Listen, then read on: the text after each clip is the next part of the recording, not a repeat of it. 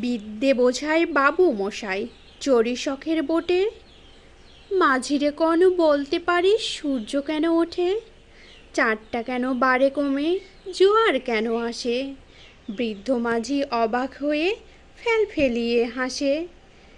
বাবু বলেন, সারা জীবন মরলি রে তুই খাঁটি, জ্ঞান বিনা তোর জীবনটা যে চারি আনা মাটি।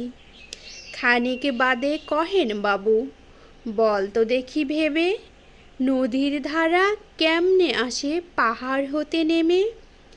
বল তো কেন লবণ পোড়া সাগর ভরা পানি?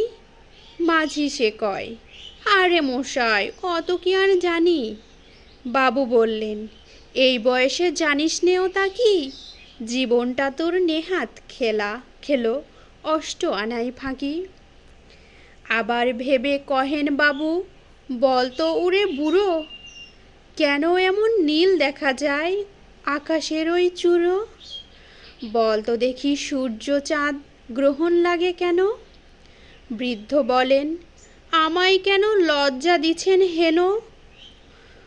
বাবু বললেন, বলবো কি আর বলবো তোরে কি, দেখছি এখন জীবনটা তোর 12 আনাই বৃথা। খানিক বাদে ঝড় উঠেছে, ঢেউ উঠেছে ফুলে, বাবু দেখেন নৌকাখানি ডুবলো বুঝি দুলে।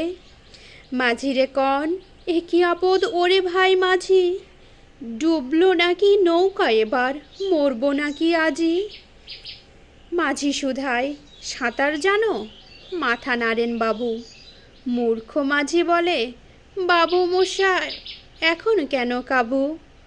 বাঁচলে শেষে আমার কথা হিসেব করো পিছে, তোমার দেখি জীবনখানা 16 আনাই মিছে।